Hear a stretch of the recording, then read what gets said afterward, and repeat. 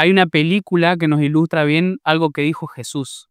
Todo el que hace pecado es esclavo del pecado. Esa película es El abogado del diablo. Se trata sobre, como lo dice el título, un hombre que es exitoso en su trabajo como abogado. Pero detrás de él está John Milton, que es una representación del mismo diablo, que lo ayuda en todos los casos. Este hombre, a lo largo de su carrera de abogacía, va defendiendo diferentes criminales, uno más degenerado que el otro. Sin embargo, va aumentando en su éxito, va ganando dinero, va ganando prestigio.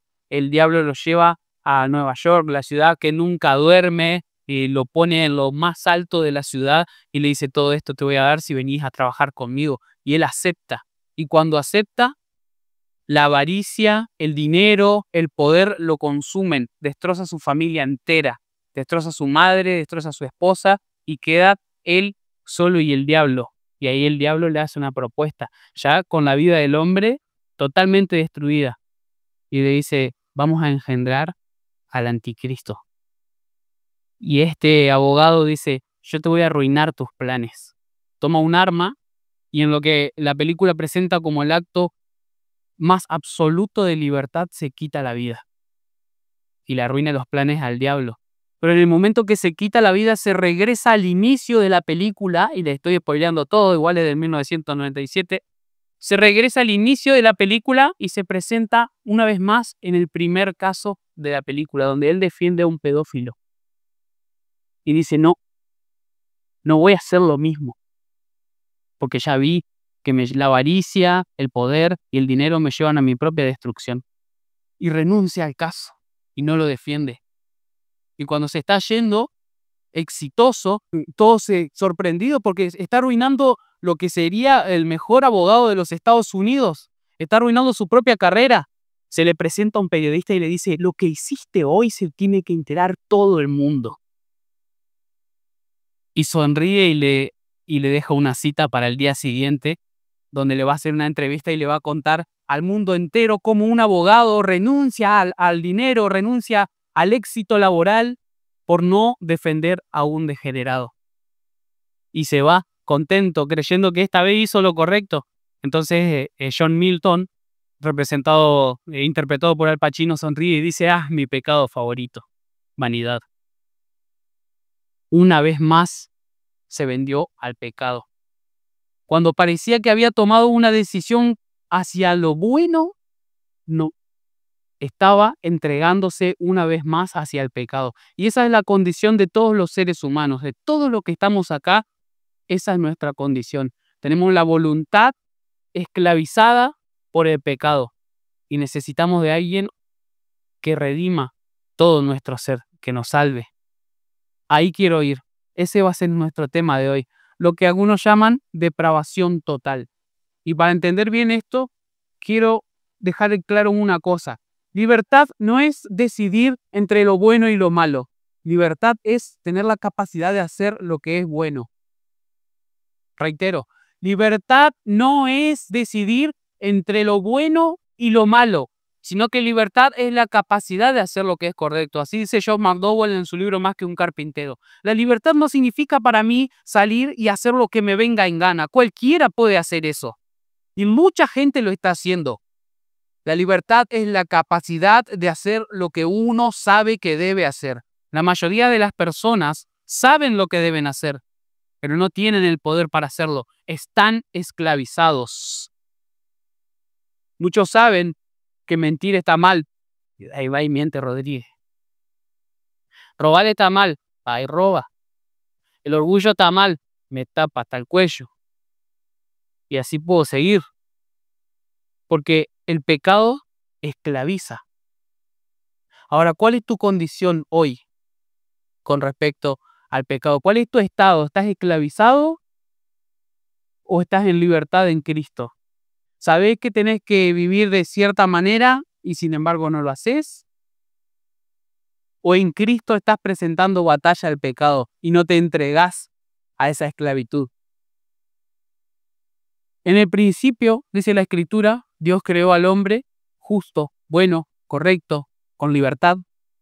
Sin embargo, el hombre pecó. Cuando peca el ser humano, la imagen de Dios con la que fue creado al hombre, varón y mujer los hizo, a su imagen y semejanza lo creó, dice la escritura ahí. Si tienen el texto pueden ir corroborando todo lo que yo voy diciendo. Eso está en Génesis capítulo 1. Y dice también que Dios vio que todo era bueno. Y acá hay una pregunta importante. ¿Qué es ser hecho a la imagen de Dios? ¿Se preguntaron alguna vez qué significa ser hecho a la imagen de Dios? Es un concepto muy amplio en la Biblia y muchos lo han entendido de diferentes formas. Algunos autores muy antiguos, como Ireneo de Lyon, decía que es la parte racional del hombre. Incluso decía que solamente aquellos que tienen el espíritu tienen la razón de manera correcta, que los otros andan medio como animales brutos. Después Tomás de Aquino, un poco más adelante, en la época medieval, decía también lo mismo. La imagen de Dios está en la parte racional del hombre. Nosotros somos diferentes a los animales y tenemos imagen de Dios, razonaban ellos, porque podemos pensar. Eso es lo que nos hace ser la imagen de Dios. Son aportes a considerar. Después viene un reformador, Juan Calvino, que dice, todo está en los atributos comunicables. ¿Qué significa eso? ¿Con qué se come? Son los atributos que Dios tiene y nos comunica a nosotros. El ser humano puede razonar porque Dios es un ser racional, es inteligente, piensa. Lo mismo Él nos comunicó eso a nosotros. Podemos tener misericordia porque Dios es misericordioso, nos comunicó eso. Podemos amar porque Él es amor, nos comunicó eso. Y Juan Calvino decía, eso es la imagen de Dios en el hombre. Todo lo que Dios le comunicó como Él es. Después vinieron otros autores que agregaron unas cosas que son importantes. Hasta ahora que vamos, la parte de la razón, la parte de los afectos, la voluntad, la conciencia, todo eso viene dado por Dios al hombre. Otros dijeron, también la imagen de Dios implica en lo que nosotros hacemos con lo que Dios nos da. Entonces, redondeando, fuimos hechos personas con razón, con emociones, con voluntad, para vivir para la gloria de Dios, utilizando esa razón, esa voluntad, esos afectos, para glorificarle a Él, punto 1, amar a Dios, amar al prójimo, punto 2, y gobernar la tierra, punto 3, o cultivar la tierra, dice en Génesis.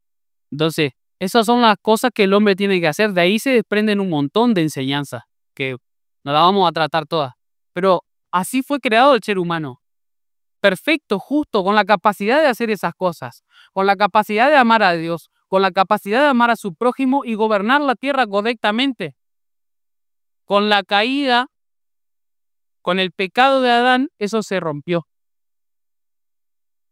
Quedó totalmente destruido eso. Y nuestra mente, nuestros afectos, nuestra voluntad quedó depravado. Yo sé que muchos acá quizás lleguen a considerar que son buenas personas. Hay un evangelista muy reconocido que hace ciertas preguntas para quitar estas dudas de las personas. Por ejemplo, no va a ser necesario que me respondan, pero ¿alguna vez mentiste?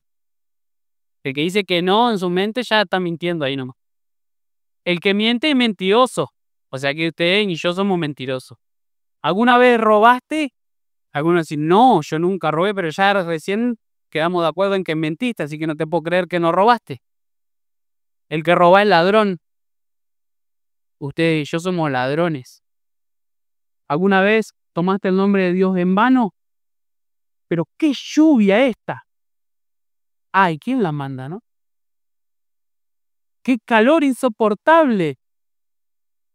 Ya nos quejamos contra el que hace el clima y ya a veces incluso nos atrevemos tanto a usar el nombre de Dios como una queja. Eso se llama blasfemia. Hay nomás 3 de los 10 mandamientos, después lo pueden repasar uno por uno. Nos dice que somos mentirosos, ladrones, blasfemos. Así andamos por la vida, totalmente corrompidos. Eso ofende a Dios. Y como le decía David cuando estábamos en el estudio, esto se llama la doctrina de la depravación total. También hay que hablar del rechazo total de Dios hacia el pecado. A Dios no le agrada el pecado. No pueden ni verlo, dice la Escritura. Sin embargo, nosotros por naturaleza somos pecadores. Otro concepto importante antes de entrar en el tema, lo que se llama dualismo bíblico. Que nosotros somos conformados, ustedes y yo, somos conformados por cuerpo y alma. Esto en una unidad psicosomática. Psico viene de alma, somática o soma viene de cuerpo. ¿Cómo esto afecta a lo que nosotros estamos enseñando? Cuando Dios nos crea cuerpo y alma en una unidad inseparable. Ejemplo, lo que me pasa en el cuerpo me afecta en el alma y viceversa. Si yo no tengo una vida deportiva saludable, eso también es espiritual. Si yo no tengo una alimentación saludable, eso también es espiritual. Dice Pablo que tanto sea si comemos o bebemos, hagámoslo todo para la gloria de Dios. Y lo mismo, así lo podemos aplicar de lo espiritual hacia el cuerpo. No podemos separar estas cosas. Para tratar el cuerpo también hay que considerar tratar el alma del ser humano y viceversa.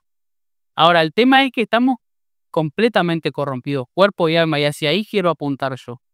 Leemos desde el 21 para que haya un poco más de contexto. Así que queriendo yo hacer el bien, hallo esta ley, que el mal está en mí, porque según el hombre interior me deleito en la ley de Dios. Acá está hablando de una persona que es cristiana. Pero veo otra ley en mis miembros, que se rebela contra la ley de mi mente, y que me lleva cautivo a la ley del pecado, y que está en mis miembros. Miserable de mí, ¿quién me librará de este cuerpo de muerte? Ahí podemos ver la ley del pecado que está en el cuerpo. Esta ley del pecado obra en cuerpo y alma en nosotros. Acá un libro que les recomiendo si lo pueden comprar en algún momento es Pecado Remanente de John Owen. Ahí él dice una cosa importante, que nosotros muchas veces hacemos una distinción entre mente y corazón y pensamos que son cosas separadas, como que la mente va por un lado y el corazón va por otro. Pero en la Biblia el corazón es la mente, los afectos, la voluntad y la conciencia. En la Biblia el corazón es el alma del ser humano. Implica todas estas facultades que les acabo de mencionar. Y quiero ir hacia ese punto. Cómo el pecado distorsionó todas nuestras facultades. Mente, afectos, conciencia y voluntad. Y vamos a pensar en algunos ejemplos prácticos para que no sea todo muy teórico. Y bueno, yo fue el que hago con esto. Por ejemplo, vamos ahora a Romanos capítulo 1. Habiendo conocido a Dios, no le glorificaron como a Dios, ni le dieron gracias, sino que se envanecieron en sus razonamientos, y su necio corazón fue entenebrecido. Profesando ser sabios, se hicieron necios. No sé si me van siguiendo hasta ahora. Cualquier cosa me levantan la mano. Entonces dijimos, el ser humano fue creado originalmente perfecto. El pecado en Adán, el hombre cayó en pecado y con él toda la humanidad, y después de Adán todo lo que seguimos para abajo, estamos en la misma situación. Este pecado corrompió el alma y el cuerpo del hombre. Como corrompió el alma y el cuerpo, entonces vemos que nosotros tenemos enfermedades y muerte en el cuerpo, y el alma quedó afectado por el pecado, totalmente depravado en su mente, afectos, conciencia y voluntad. Primer punto, la mente. Acabamos de leer Romanos capítulo 1. ¿Ahí me van siguiendo? La mente está depravada en el ser humano. Basta para corroborar eso que miremos cualquier área de la sociedad, ya sea la iglesia. Cualquier tipo de ideología y filosofía se mete en la iglesia hoy en día. Eso viene de una mente depravada. Vemos, por ejemplo, el feminismo radical exacerbado metiéndose en las filas de la iglesia. Vemos las políticas, ya sea de izquierda, derecha o centro, metiéndose en la iglesia. Vemos la ideología de género y todo tipo de ideología también metida en la fila de la iglesia. ¿De dónde viene eso? Mente depravada. Lo peor de todo es que te lo venden como sabiduría, como dice Pablo. Profesando ser sabios, se hicieron necios. profesando ser sabios, se hicieron necios. Te dan títulos hoy para que vos enseñes, por ejemplo, ideología de género. Eso se estudia en universidades. Yo sé que a muchos no les gusta lo que estoy diciendo. De última, arreglen con el autor de la Biblia. Yo no tengo nada que ver. Yo no soy el chef de la comida, ¿eh? Yo solo vengo y sirvo. Pero la mente depravada se va colando en todas las áreas de la sociedad. Y ahí pueden ver cada uno también en la familia. Los roles distorsionados entre padres e hijos, entre esposo y esposa. Y paremos de contar porque se arma. Después podemos ver, por ejemplo, vayan a una escuela. Ahora los docentes le tienen miedo a los estudiantes. Es más, los docentes le tienen miedo a los padres y los padres le tienen miedo a los estudiantes. Está todo dado vuelta. Y el estudiante va y hace un desastre en la escuela. El docente, ay, si le dice algo. Después viene el padre y arma semejante lío donde se supone que está el centro de la sabiduría de la sociedad, que son las universidades y la escuela. Mentes depravadas. La mente del ser humano quedó totalmente depravada.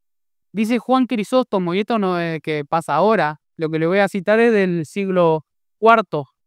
Una mente depravada es como un niño que ve letras. Si yo le muestro esto a un niño chiquito, no va a entender el significado que está en las letras. Un niño que todavía no ha aprendido a leer. Una mente depravada, cuando uno le predica el evangelio, no va a entender el sentido que contiene el evangelio. Esa mente necesita ser renovada, necesita ser despertada, necesita ser iluminada por el Espíritu Santo. Y el medio, qué paradoja, para que la mente se despierte es el mismo mensaje.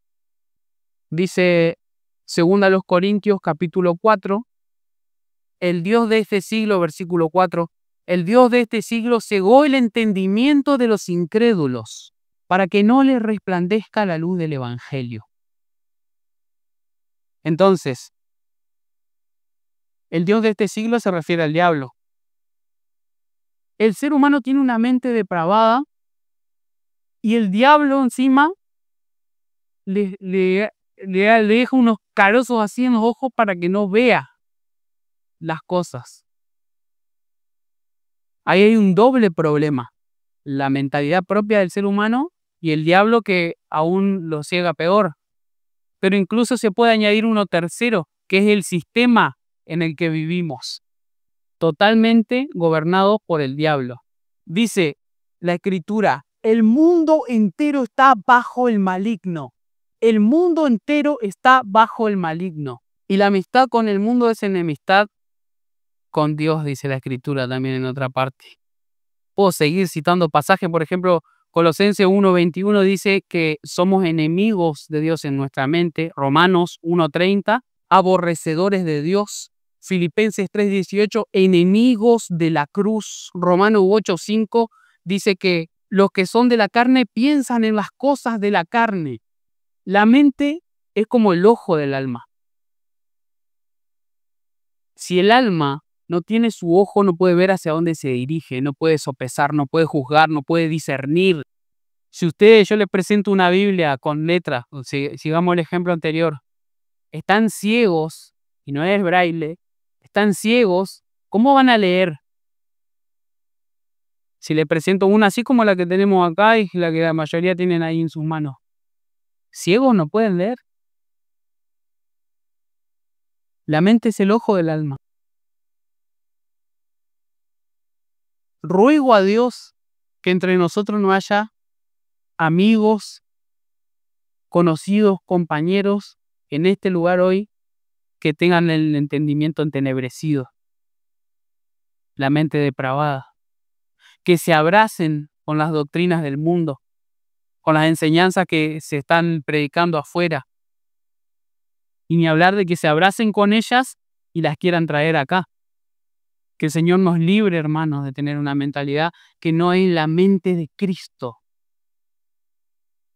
Necesitamos el Espíritu Santo para que renueve nuestra mente y nos dé la mente de Cristo. Pero no solo la mente del ser humano ha sido degenerada, también se han afectado sus afectos. Los afectos son los movimientos, los impulsos del alma. La inclinación hacia algo que lo mueve a uno no necesariamente de manera racional, sino que pasa por la puerta del entendimiento, pero que mueve a una persona hacia algo. A veces se lo llama amor, por ejemplo. ¿Cuál es el objeto de amor de tu vida? ¿Qué amas hacer? ¿A quién amas? Nos reíamos hoy porque Ricardo entró y dijo, primero el Señor, último Netflix. Que eso sea verdad en nuestra vida. No estoy diciendo que mirar Netflix sea algo malo, no vamos a poner acá religioso. Pero religioso en el sentido peyorativo. Pero sopesemos nuestros afectos. ¿Qué cosas amamos? Nosotros deberíamos amar a Dios y odiar el pecado. Pero los afectos depravados aman el pecado y odian a Dios. Entonces, una mente depravada y unos afectos depravados, eso no termina bien. Dice la palabra de Dios que los hombres son amadores de los deleites más que de Dios. Raíz de todos los males es ¿qué? El amor al dinero. Dice, la luz vino al mundo y los hombres amaron la luz. ¿Qué dice? La luz vino al mundo y los hombres amaron más las tinieblas que la luz, porque sus obras eran malas. ¿Dónde está nuestro amor? Yo ruego, porque diferentes cosas impulsan al hombre, pero yo ruego que un día de hoy, que se escuche la lluvia sobre el techo, lo que los haya traído hasta acá sea amor a Cristo. Amor a Cristo. Amor a Dios. Amor a su gloria, a su evangelio. Los afectos colocados donde deben estar. Ruego que así sea. Y ruego también que si vinieron con un propósito que desvió sus afectos y vinieron por otra cosa, que hoy este mensaje también los ayude. Que Dios los regenere por completo y les cambie los afectos. Para que amen a Dios. Para que amen su palabra. Para que amen estar en su presencia y a su pueblo. Sobre todas las cosas a su Hijo. No recibieron el amor de la verdad, dice la Escritura. Se complacieron en la injusticia. Aborrecieron el reprensor en la puerta de la ciudad. Al que hablaba lo recto, abominaron. Amós 5:10. Teniendo comezón de oír, se amontonarán maestros conformes a sus propias concupiscencias. A veces nosotros nos quejamos de los falsos maestros. ¿Por qué hay tantos falsos maestros? ¿Por qué hay multitudes que quieren esos mensajes?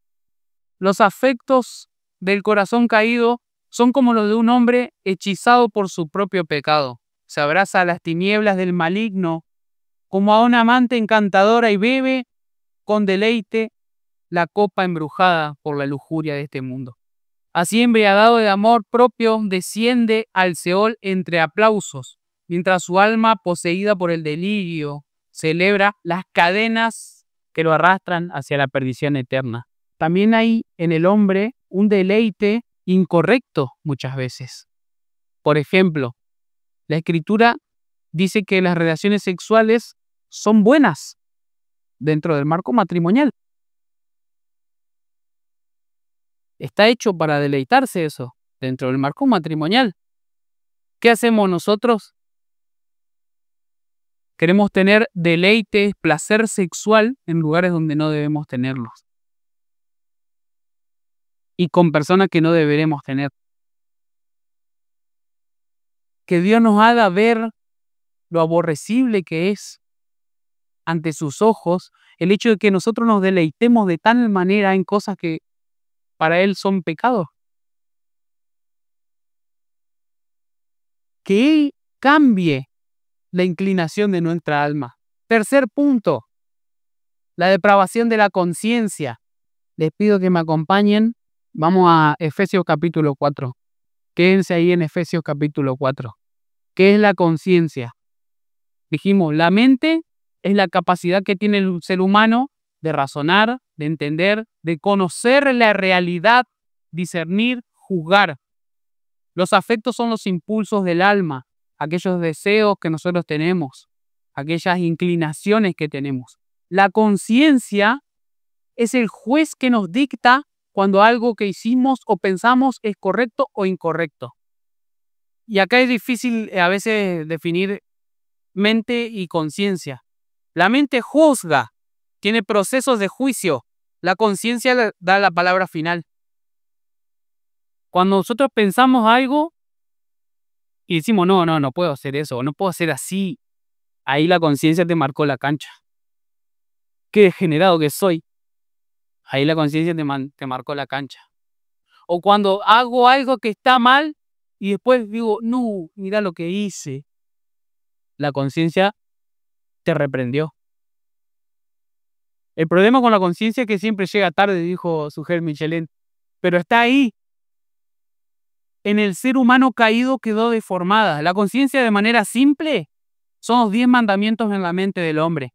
Te dice, prohibido, eso es lo que tenés que hacer, eso es lo que no tenés que hacer. No solo prohíbe, porque algunos creen que el cristiano solo tiene prohibiciones y ven la fe cristiana como eso. No, tenemos un montón de mandamientos que cumplir y son buenos, si no son gravosos. Efesios dice, capítulo 4, versículo 18, ajenas de la vida de Dios por la ignorancia que en ellos hay, por la dureza de su corazón, los cuales después andan, los cuales después perdieron toda sensibilidad, se entregaron a la lascivia para cometer con avidez toda clase de impureza. La conciencia pierde la sensibilidad muchas veces. Y acá voy a usar una palabra de medicina. Hay una enfermedad que es insensibilidad congénita al dolor. Esta enfermedad es un trastorno mental que hace que una persona no sienta dolor. Y cualquiera puede decir, pero eso es tremendo, ¿eh? No siento dolor, no me duele más la muela. Puede decir cualquiera, no me duele más la cabeza, la cervical, me soluciona la vida. No. Una persona se puede estar pudriendo y muriendo por dentro y no se entera. Se lastima y no se entera. Tiene una pudrición que se le llena de pus y no se da cuenta porque no tiene dolor.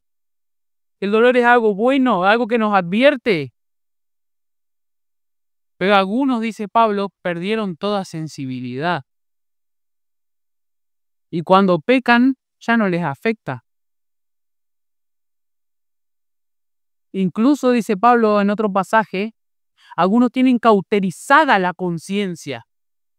No solo que ya perdieron la sensibilidad, sino que cauterizaron la conciencia. ¿Alguna vez vieron la película de Rambo? Sí, yo con la película toda antigua, ¿no? Creo que él cae en un pozo o él se esconde ahí y tiene una herida acá y agarra a Rambo, calienta el cuchillo y ¡slá! Se lo pone y cauteriza la herida. Eso es cauterizar. Si no hacía eso, se moría desangrado. Tenía que quemar para que no haya más sangre. Algunos son heridos por el pecado, pero tienen la enfermedad de insensibilidad congénita al dolor, no sienten que fueron heridos por el pecado. Sin embargo, la sangre está ahí. ¿Y qué hacen? No quieren ver la sangre, cauterizan. Y eliminan toda señal de peligro. Eliminan el dolor de la conciencia y eliminan el sangrado de la conciencia. Para que cuando la conciencia les dice eso te va a llevar a un camino que no es bueno, la callen. Y dice la Escritura, hay camino que al hombre le parece de bien, pero su fin es de muerte. Podemos andar y andar por caminos que nos parecen de bien, pero que no terminan bien. Dice la palabra de Dios, ¿Se han avergonzado de haber hecho abominación? Ciertamente no se han avergonzado, ni aún saben tener vergüenza. Por tanto, caerán entre los que caigan. Cuando los castigue, caerán, dice el Señor. Se pierde hasta la vergüenza por el pecado. Ay de los que llaman a lo bueno malo y a lo malo bueno. ¿Saben cómo le dicen a esto en la era contemporánea? Y ahora quiero hacer la bajada a lo práctico. Relativismo, se dice, con un nombre sofisticado.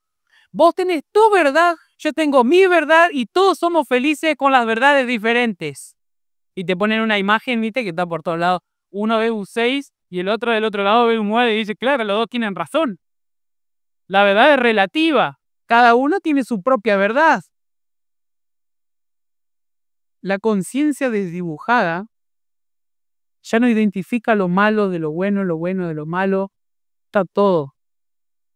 No hay escalafón, dice el tango. Lo mismo un cura que un gran profesor. Y la Biblia llorando al lado de calefón. Es un... Ay, che, todo antiguo. No me sale... Sígame una Bad Bunny. Ese es el problema de la actualidad. No es que uno quiere ir por la vida diciéndole a las personas lo que tienen que hacer y lo que no tienen que hacer. Pero la verdad es absoluta. Dios dicta una verdad absoluta. La realidad es absoluta. Y eso es lo que hay. Te puede gustar, no te puede gustar. Pero no lo puedes relativizar. Porque faltás a la verdad. Pero algunos con la conciencia tan torcida creen que cada uno puede vivir como quieren, pero lo hacen. Hay caminos que al hombre les parece de bien, pero su fin es de muerte. Esto nos lleva también a un punto que la mente depravada, los afectos depravados, la conciencia depravada, hace que las cosas que son buenas se conviertan en malas. Yo le voy a dar un ejemplo. Yo tengo un amigo puritano, de nuevo con lo antiguo. Tengo un amigo puritano que se llama John Owen, que lo acabo de citar, que decía una cosa: cuidado con las virtudes, porque se pueden convertir aquellas que son amigas en tus peores enemigos.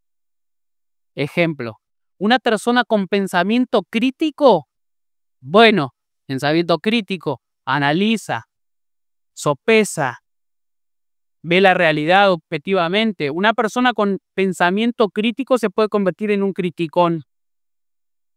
Ahí ya no es bueno, porque el degeneramiento que hay en nosotros convierte lo que es bueno en cosas malas. Una persona perseverante que le mete con todo y el día de lluvia viene a la iglesia, se puede convertir en un terco. Ahí Rodríguez presente. La perseverancia es buena, pero nosotros convertimos la perseverancia en terquedad. Una persona santa, piadosa, que vive la fe del evangelio, se puede convertir en un santurrón. Ahí ya no estamos tan de acuerdo. Ese que anda todo el tiempo buscando de qué pecado tienen los otros, no puede tener ni una charla que ya te está reprendiendo. Ser santo es bueno, hermanos. Lo que no es bueno es ser un santurrón. Así estamos. Esa es la condición en la que nos encontramos. Y todo termina donde iniciamos. La voluntad esclavizada. El ser humano dice, ya tengo libre albedrío. Y cuando lo mirás siempre va para el mismo lado, para la misma dirección, el pecado. Voluntariamente escoge esclavizarse. Dice Jesús, todo aquel que hace pecado, esclavo es del pecado. Acompáñenme ahora, Juan capítulo 6. Ninguno puede venir a mí, ninguno puede venir a mí si el Padre que me envió no le trajere y yo le resucitaré en el día postrero. Y en el 65 reafirma la misma verdad para que no se olviden. Y dijo, por eso les he dicho, después lean el pasaje completo, por eso les he dicho que ninguno puede venir a mí si no le fuere dado del Padre. Si el Espíritu Santo no hace una obra, nosotros no podemos ir a Jesús. ¿Alguno creyó y se arrepintió de sus pecados? Dios le concedió la fe y el arrepentimiento. ¿Alguno hizo una obra buena para la gloria de Dios? Cristo obró en él. Algo que caracteriza la fe cristiana es que no hay lugar para la jactancia. No hay lugar para la jactancia. Fíjense que muchas veces lo habrán escuchado los más grandecitos, habrán escuchado, Jesús es un caballero que golpea la puerta y vos decidís si le abrís. Mente depravada, afectos depravados, conciencia depravada, voluntad depravada. ¿Quién va a abrir la puerta a Jesús? Y como dijo Carlos, y si Jesús, supongamos que abre la puerta, ¿qué va a entrar a un corazón lleno de podredumbre? Tiene que regenerar ese corazón. Esto es algo que me pasó real. Jugábamos, yo vivía acá cerca, no voy a decir dónde. Jugábamos siempre en la casa, en la ventana de un anciano. Sabíamos que el anciano estaba muy enfermo. Y pasó un momento, pasaron 3, 4 días que el anciano no salía, no abría la puerta, no abría la ventana y nos empezamos a asustar. Y se empezó a sentir olor a podrido desde afuera. Cuando empezamos a sentir olor a podrido nos preocupamos todos. Y nosotros que siempre jugábamos ahí abajo. Entonces vamos y pongámosle Don Pedro, le golpeábamos la puerta. ¡Don Pedro! ¡Don Pedro! No abría la puerta. Llamaron a la policía y a los bomberos. Rompieron la puerta, entraron. Don Pedro estaba muerto en la cama. Pregunto, Don Pedro, si le golpeábamos más fuerte, ¿se levantaba? Así estamos nosotros muertos en nuestros delitos y pecados. Si Jesús simplemente llama como un caballero, nunca le vamos a abrir la puerta. Nunca. Jesús lo que tiene que hacer es como un equipo de rescate entrar y darnos vida y habitar en nosotros. Algunas dicen, yo fui salvo porque yo tuve fe. La fe es un don. Si creíste porque Dios te dio fe, ¿qué tienes que no se te haya dado? Si te arrepentiste de tus pecados, es porque Dios te dio el arrepentimiento. ¿Qué tienes que no se te haya dado? Si hiciste una buena obra, es porque Dios obró en vos por medio de su Espíritu Santo. ¿Qué tienes que no se te haya dado? Les ruego que en lo secreto vayan delante de Dios y rueguen por una fe verdadera, un arrepentimiento verdadero. Como decía Jonathan Edwards, tenemos que arrepentirnos de nuestro arrepentimiento muchas veces, porque es tan superficial. Jesús vino a este mundo y vivió una vida perfecta. En su alma, en su cuerpo, asumió una naturaleza como la nuestra. Él vino y la imagen de Dios que había sido destruida en el principio, la restaura. Él vino y no tenía una mente degenerada, pero vivió en un pueblo y un lugar donde todos sí tenían una mente degenerada. Sin embargo, él no se abrazó con las doctrinas de este mundo. Vino, nunca mintió, nunca robó, nunca pecó. Vivió una vida perfecta en santidad. Sin embargo, murió en una cruz, recibiendo el castigo que nosotros merecemos por todas las cosas que pensamos, que sentimos, que decimos y que hacemos, que ofenden a Dios. Jesús murió en la cruz recibiendo la ira de Dios que nosotros merecemos. Pero no se quedó en la cruz, ni la tumba lo pudo contener, porque al tercer día resucitó de entre los muertos, demostrando que tiene poder para renovar nuestra mente, para inclinar nuestros afectos hacia Dios, para limpiar nuestra conciencia, para inclinar nuestra voluntad hacia Dios, para que con todo nuestro ser podamos vivir para glorificar a Dios. Si nos arrepentimos de nuestros pecados y creemos en Él. Y también ascendió y prometió que un día va a volver y cuando vuelva, todos vamos a tener cuerpos nuevos. no sujetos al pecado y a la vanidad de este mundo. No cuerpos donde muere la ley del pecado, no cuerpos que se enfermen, no cuerpos donde siga atacando el aguijón de la muerte, sino cuerpos glorificados, aptos para amar a Dios, amar a nuestro prójimo y gobernar este mundo de manera recta, justa y santa. Les ruego que consideren estas cosas, hermanos, y que se entreguen a Cristo.